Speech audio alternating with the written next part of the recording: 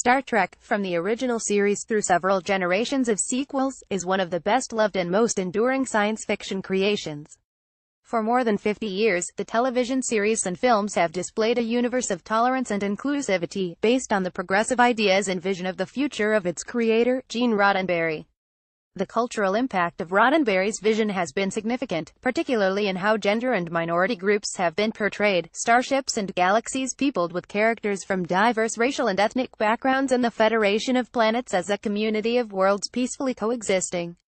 But the newest addition to the Star Trek family has already caused a stir among fans. The criticism is not just that the series, Discovery, is darker and more conflict-focused than its predecessors, nor that there is too much emphasis on the imperialist patriarchy of the Klingons.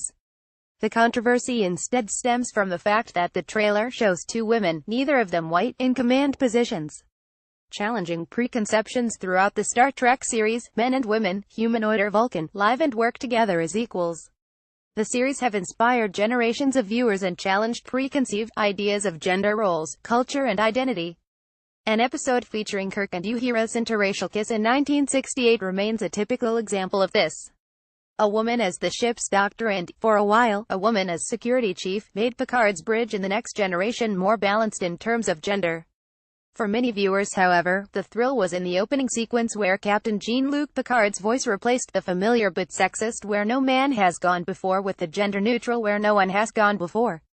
This promised a 24th-century utopian society that had moved beyond gender and cultural stereotypes. Later, Captain Catherine Janeway, in charge of Voyager, showed that if a woman can lead a starship, the boundaries between male and female aspirations and achievements are no longer relevant.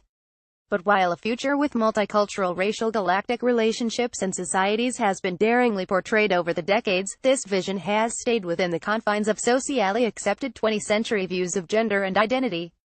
William Shatner and many others have documented how the studios constrained many of Roddenberry's more progressive ideas to avoid controversy and upsetting family audiences.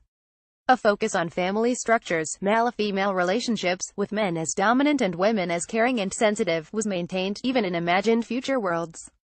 The male presence is normalized in film and media in general, and an opening scene with two men talking while walking across an isolated planet would not be viewed as unusual. But in Discovery, where one woman is captain and the other is second in command, it is considered challenging, controversial, or boundary-pushing.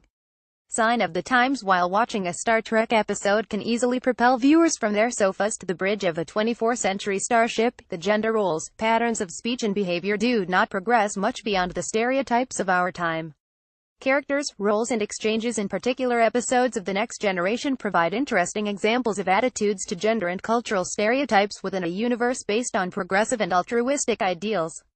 This might explain why Counselor Troi, an empath as half-betazoid, her telepathic abilities enabled her to read minds and provide counseling, was the only crew member to wear a short skirt in the first episodes.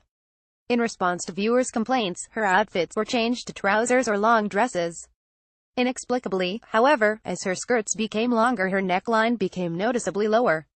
While it can, and is successfully being argued on social media that the new series, Discovery, has departed from Roddenberry's optimistic vision of the future, the first two episodes appear to focus on one character, First Officer Michael Burnham, played by Sonequa Martin Green, and conflict rather than relationships, consensus and community building. But until now, the tolerant and inclusive United Federation of Planets has been mainly under the leadership of white men. Advances in real-life technology have allowed the series to develop from a clunky, Formica-styled bridge with Kirk and crew swaying from side to side in turbulence, to holidays in holosuites, organ and part body replacement, spectacular views and light shows of nebulae. Understandings of the age and scientific discovery might have influenced such production details, but awareness and representation of gender roles and identity has remained firmly embedded in 20th-century stereotypes. You must challenge your preconceptions or they will challenge you, announces the trailer for this newest series in the Star Trek franchise. How far the series allows audiences to do this remains to be seen.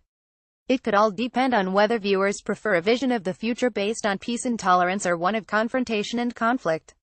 To resolve this may require a journey beyond our current gendered limitations.